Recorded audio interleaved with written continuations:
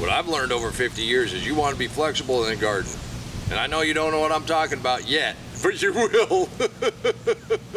I'm gonna salvage today by picking some blueberries. And what do you mean salvage today? There's always a surprise in the garden. Some of them aren't so great. Some of them are pretty cool. This is how today was supposed to go. Tomatoes, the most controversial fruit you can grow in your garden. Well, maybe not. But I did have a viewer remind me today. Some people call them tomatoes, some people call them tomatoes.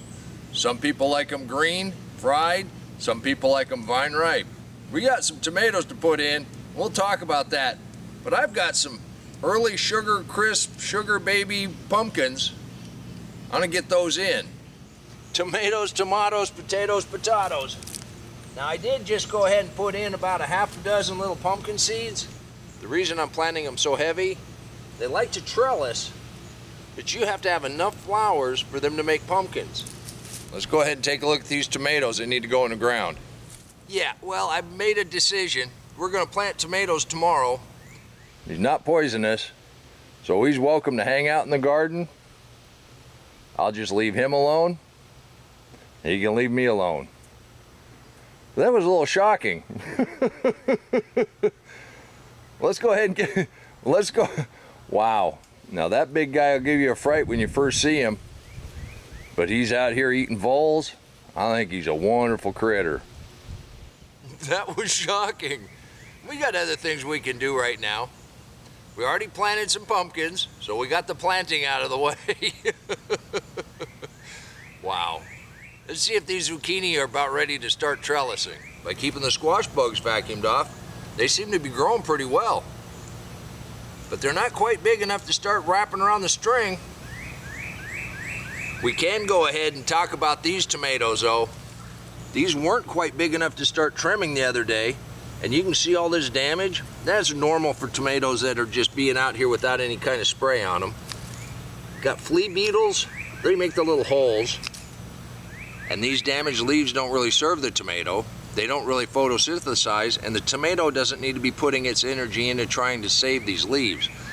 So we can help it out by taking them off. We're gonna do the same thing to this one. Back to my original statement, the tomato is the most controversial fruit in the garden. And it's not because I'm pruning it. Although some people will say leave your suckers in, some people will say leave them out. My contention is, if you're a new gardener and you start getting blush on your tomatoes and you leave them and it goes too long, you're probably gonna have a squishy tomato you're not gonna be happy with. It will go ahead and turn red and ripen on the kitchen counter. Do not put it in the refrigerator, otherwise you're gonna have a bad result. Now the reason our tomatoes taste so much better than the store-bought tomatoes, even if you pick them green for fried green tomatoes, is they're varieties that we like. The varieties they sell in the store, they're grown, they're specifically bred, picked early, and they ship a lot of them in a container without getting squished. They don't have all the same chemicals that the tomatoes we like have. Even the worst homegrown tomato tastes better than any store-bought tomato. And by picking them early, you're not creating store-bought tomatoes. And that's my story, and I'm sticking to it. Now this one's grown big enough, this leaf is now touching the ground, so I'm just gonna remove it. We got a ton of rain last night. We're gonna get a bunch more coming up here directly. I'm just taking all this lower stuff off. We did the same thing to Carla. This is an heirloom tomato. And you can see the difference in the leaves. They haven't started turning into the regular tomato leaves yet. So I'm gonna go ahead and take this sucker out and that leaf. See, you're getting all this new growth on the bottom that they don't need. But here I'm taking out all the suckers, all these low leaves and all the suckers.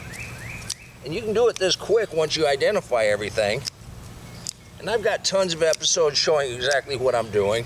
I'm just trying to clean this up so I can get out of the garden and let that snake do what it's gonna do. Well, he's great. Well, he's just moved off a little bit, but while he's guarding the greenhouse door, I'm still gonna, we'll plant tomatoes tomorrow. And after seeing that great big snake, let's go ahead and start digging in the deep, see if we can't find something else. There's always a surprise in the garden, and I'm not even sure what this is. But when it gets a little bigger, we see what kind of flowers or what kind of fruit it puts on. It may be a honeydew melon. It may be a spaghetti squash. I have no idea. But that's what makes it fun. Now, I've always worn boots out in the garden. We've always had snakes wherever I've been. And it doesn't matter if it's a deep mulch garden, a regular tilled up garden, you may have snakes. So you got to keep your eyes peeled a little bit. It's something that big and beautiful, he's here helping me out with the voles. Just a little startling when you walk up on them. Till next time, remember, take care of yourself, take care of your family, and God bless you.